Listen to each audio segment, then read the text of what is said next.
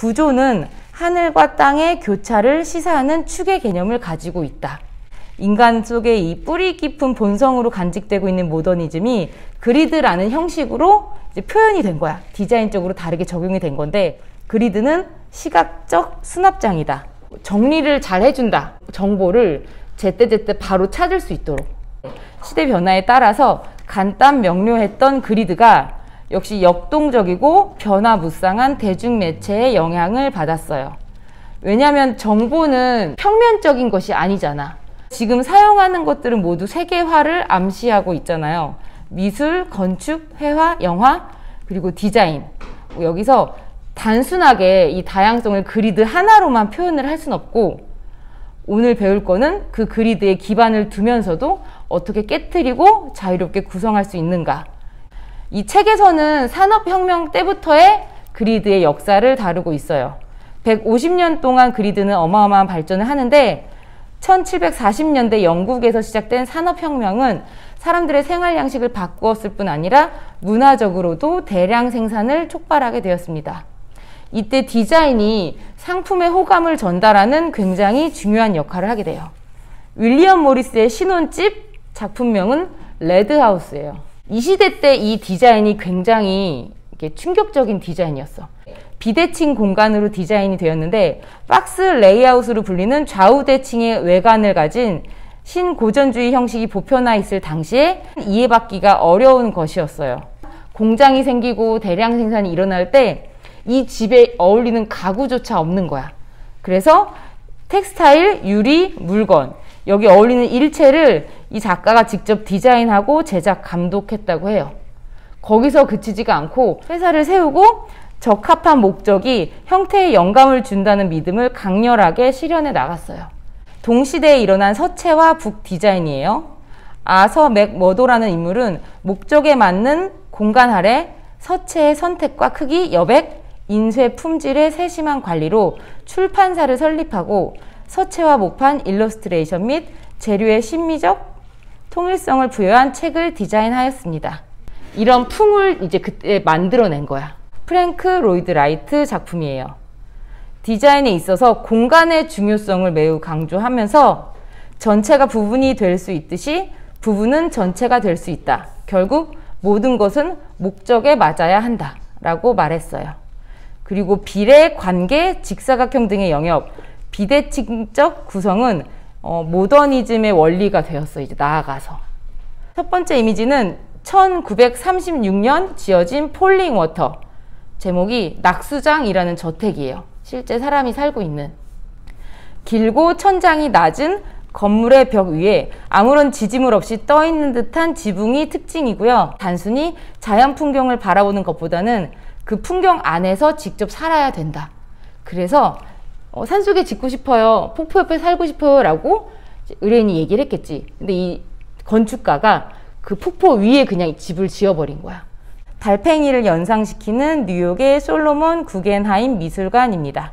1943년 착공하여서 1959년에 완공됐어요.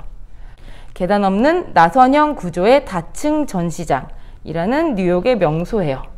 독일의 피터 베렌스, 근대적이고 규격화된 기술 상품을 제조하는 업체를 위해 통합적인 시각적 정체성을 창조하는데 기술과 창의력을 접목시킨 최초의 작가예요.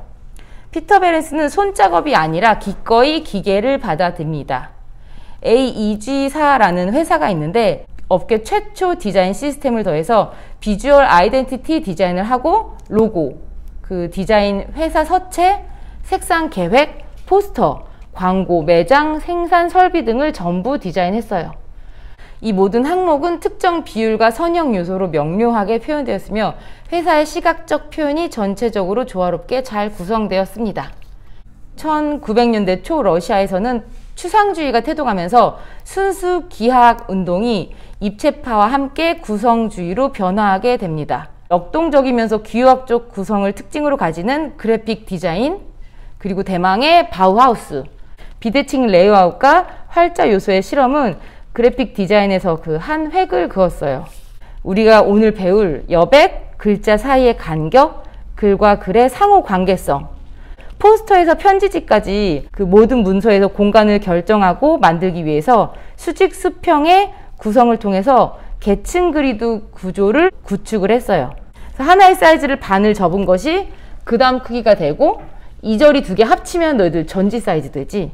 그래서 이 현재 사용되고 있는 그 용지 판형에 대한 그 유럽의 규격이 이 사람이 만든 시스템에 기반을 둔 거래. 그리드 기반 디자인이 점점 발전된 모습을 보여주는데 지면의 모든 부분을 통합하는 공간의 작은 단위인 모듈의 반복적인 사용이 특징입니다. 모듈의 폭은 단위 폭을 규정하며 높이는 단락의 깊이, 즉 글줄의 단위를 규정합니다. 다시 주어진 목적에 맞춰 그룹으로 결합해 활용하게 됩니다. 처음에는 그림을 이미지를 안 넣고 문자로만 그리드에 대한 배열을 맞췄대.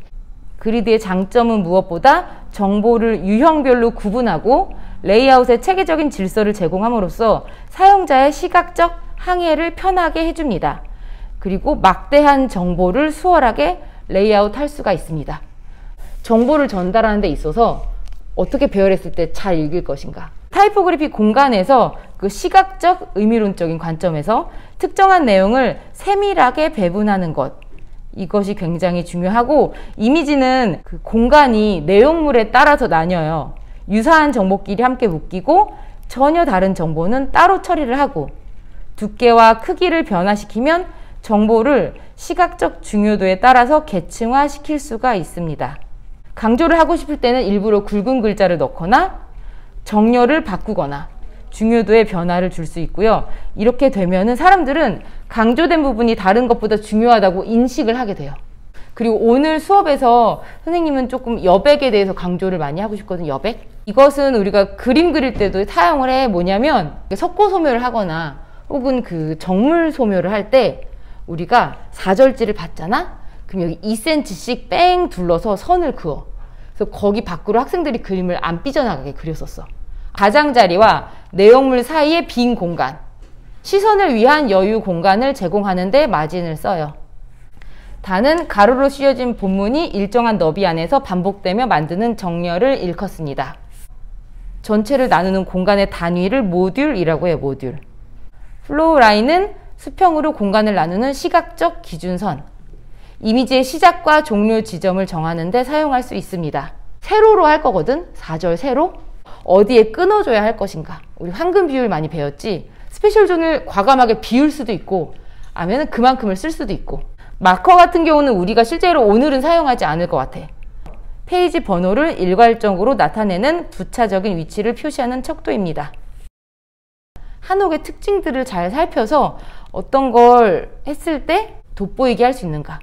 나무 묘사를 잘하거나 양감을 잘 내는 게 이번 수업의 목표가 절대 아니에요. 어떻게 배치를 했을 때, 어떻게 문자를 배열했을 때 가장 시각적인 전달이 잘 될 것인가. 조금 더 구체적인 참고가 될 만한 자료들, 더 생략된 거, 저런 식의 단순한 표현을 참고해서 두 개로 나뉘어져 있어.